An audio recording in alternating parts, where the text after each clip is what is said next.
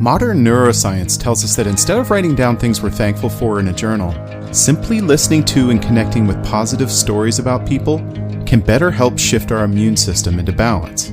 It can help us move from a state of constant anxiety towards motivation. So 3 days a week, I'm sharing stories we can feel good about. Mondays, you'll hear a story from the past to be thankful for. On Wednesdays, I'll tell an inspiring story from the present.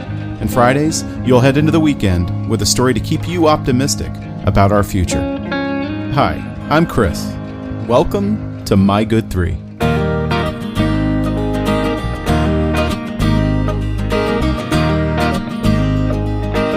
right, happy Wednesday. Every one of us at one time or another has been walking somewhere and witnessed someone accidentally drop something valuable. Immediately, our instinct is to alert the person to what they dropped. We don't even think about it. But when you find an envelope full of cash with nobody around, it gets a little less instinctual. This is a story about what we do when nobody is looking. And more importantly, it's about believing more in the strangers around us. On a Sunday afternoon in late September near Boston, just outside of Worcester, in a town called Shrewsbury, Van Ha, an older woman originally from Vietnam, did some shopping at Market Basket, a local grocery store. When she returned home, she realized she no longer had the most important thing she was carrying. It was the bank teller envelope with $12,000 in cash to support their family, and it had disappeared. While it may sound odd for some to be carrying that kind of cash, for Van and her generation, and in her culture, keeping the family money in cash was not uncommon. She immediately called her nephew, Trung Huynh, and they both rushed back to the store. They found the store manager, Dan DeFoss, who offered to go through the footage from the surveillance cameras to see if they could figure out what had happened to the envelope. Sure enough, they found the footage of Van walking into and out of the store, but there was no sign of her dropping the envelope.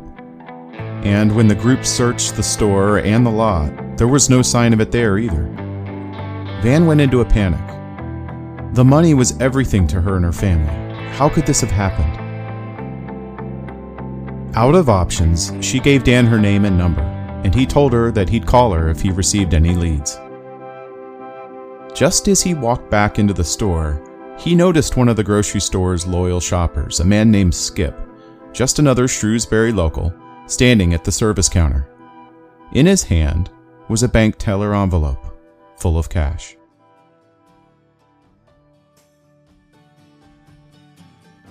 The two went out to the parking lot and caught Van and Trung before they had left. When they saw the envelope, Van and Trung were ecstatic, so excited that they grabbed the cash and headed home without even saying thank you or goodbye. Not worried about it, Skip felt good about connecting them with the money they had lost, so he smiled and went home.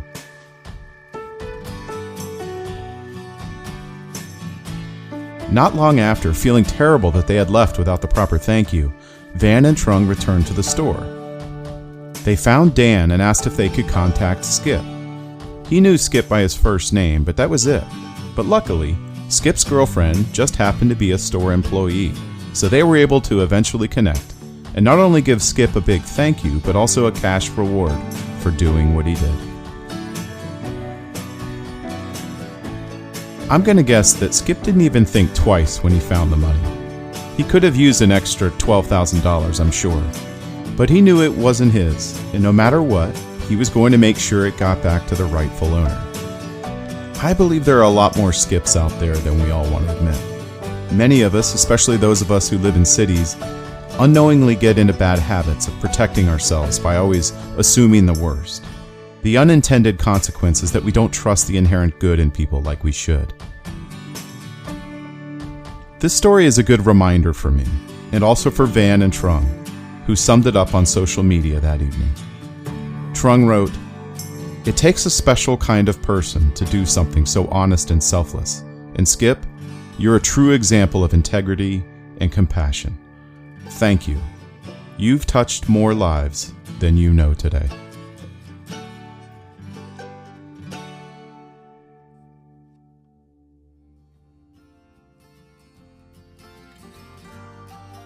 Thank you for listening. I realize this podcast won't be successful without your help. So if you'd like to rate it, or better yet, review it, wherever you get your podcasts, that would really help.